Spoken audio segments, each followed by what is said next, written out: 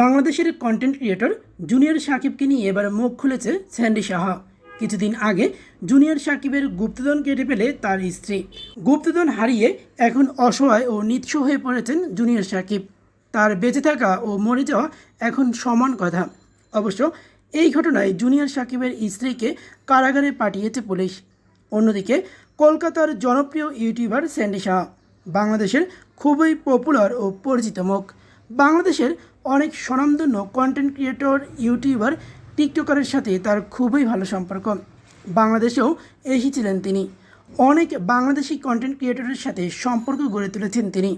কলকাতায় খুব বেশি জনপ্রিয় না হলেও বাংলাদেশে খুবই জনপ্রিয় স্যান্ডি সাহা। যেহেতু বাংলাদেশে রুচির দুর্ভিক্ষ চলছে, তাই এরা বাংলাদেশে খুবই সহজেই জনপ্রিয়তা পেয়ে যায়। টিকটকার জুনিয়র সাকিবের সাথে যে ঘটনাটি ঘটেছে সেটি আমাদের সমাজের জন্য খুবই বিপজ্জনক। অবশ্যই শিখা খানের উপযুক্ত বিচার হওয়া উচিত বলে আমি মনে করি। প্রিয় দর্শক, আপনারাও কমেন্ট করে জানান এই ঘটনায় কার দোষ বেশি, এবং পরবর্তীতে কোন বিষয় নিয়ে ভিডিও পেতে চান সেটাও কমেন্ট করে জানান।